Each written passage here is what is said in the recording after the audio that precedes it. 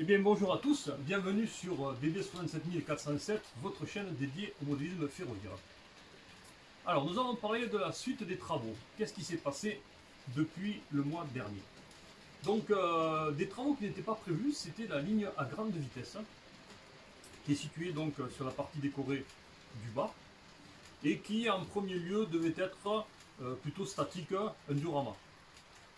Je devais plus tard, si les travaux avaient avancé, la raccorder à un itinéraire qui lui serait propre afin de faire parader les TGV autour de la pièce. Ce projet étant jugé trop énergivore en temps et en matériel, menuiserie, mètres linéaires de voie, les prix ont sacrément augmenté. J'ai décidé lors de la finalisation des travaux sur les coulisses de Portbou et Cerbère de la raccorder et d'en faire un contournement donc, de la petite gare d'Elbe. Ça a été possible donc en mettant à chaque extrémité de la ligne à grande vitesse des aiguillages motorisés et à l'entrée de la double voie de part et d'autre des aiguillages talonnables. Voilà, je vais vous raconter tout ça dans le petit reportage qui suit. Allez, c'est parti. Bien alors voilà, nous nous rendons donc côté coulisses Cerbère, donc très peuplé à cette heure aussi. Donc les travaux de finalisation de la coulisse sont portés donc sur les aiguillages de sortie, vous voyez, ils sont repérés ici, l'installation de petites caméras également. Et donc pour connecter tous ces aiguillages donc, de sortie, il a fallu que je les raccorde à la matrice à diode initiale. Et donc j'ai créé donc des petites platines et donc toutes ces petites platines et ces diodes que vous voyez permettent donc aux aiguillages de réagir comme les aiguillages d'entrée. Alors voici ici donc un train Talgo qui pénètre donc sur le secteur Cerbère sur voie principale, donc il évite toutes les voies de garage. Et donc là, il va être aiguillé vers la ligne à grande vitesse. Alors grâce à une première aiguille motorisée, la voici. Une petite section donc de voie et puis une aiguille que j'ai baptisée talonnable.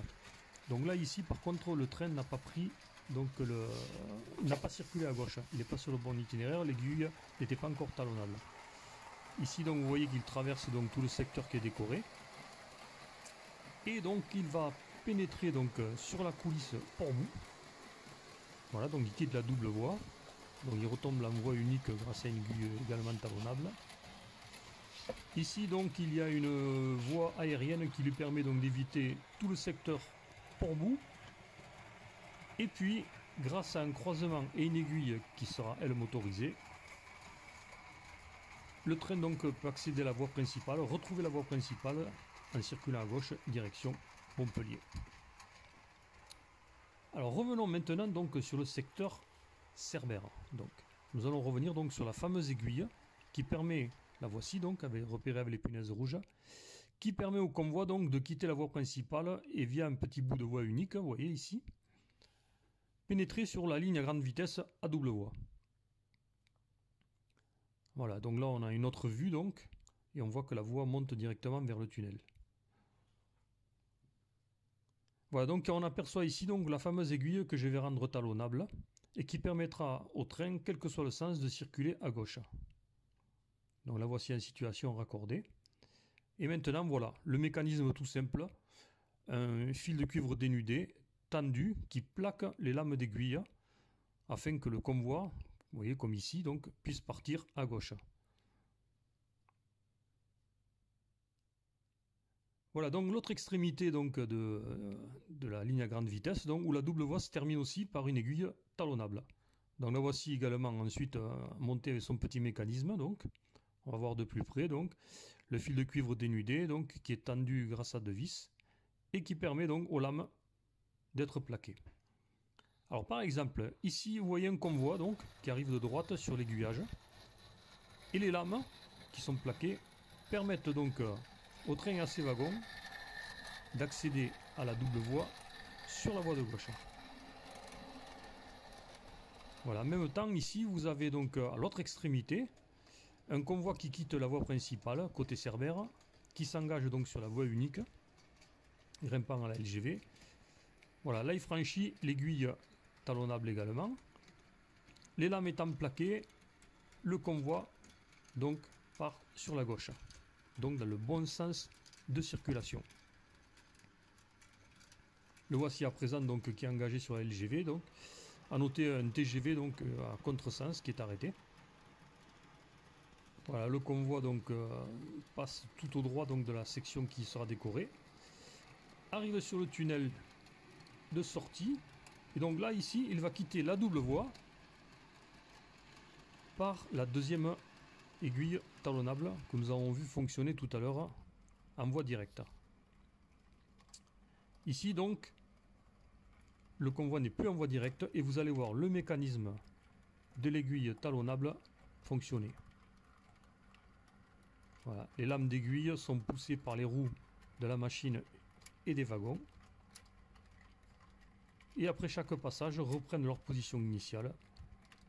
Dans le cas où un convoi arrivant en sens inverse puisse passer tout droit.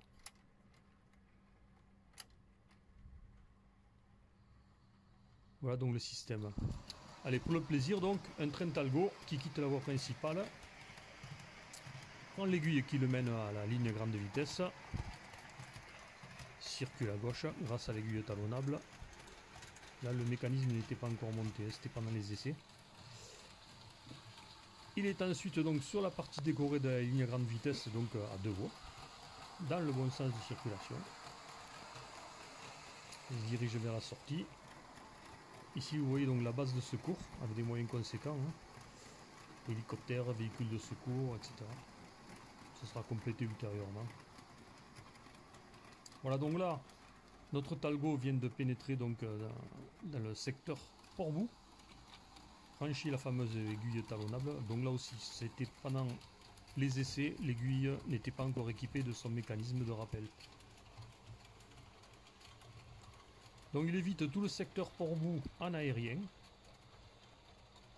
et va ensuite donc se reconnecter à la voie principale, donc grâce au croisement et à l'aiguille qui plus tard sera motorisée donc pour permettre tout un tas de manœuvres. Le jeu sera démultiplié.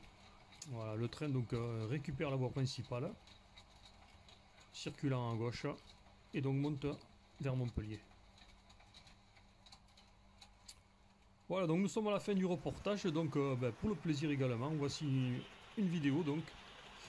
Le Talgo attend signal fermé et un TGV Euromède de la Renfe déboule à contresens. Voilà, nous sommes en situation LGV. Hein. Voilà donc. Là il quitte la LGV, franchit l'aiguille talonnable et l'aiguille de sortie donc qui lui permet de retourner voie principale. Là ici l'inverse donc. Un TGV sur voie de gauche attend signal fermé. Et donc il lui déboule donc en contresens sur la bonne voie, le train Talgo donc. Donc là aussi nous sommes en situation LGV. Voilà, j'espère que ce petit reportage vous a plu et que donc vous avez pu voir comment faire dans le cas où cela vous tenterait. Je vous donne rendez-vous pour une prochaine vidéo, ça sera très certainement un spécial circulation sur le réseau. Allez, à la prochaine et bye bye.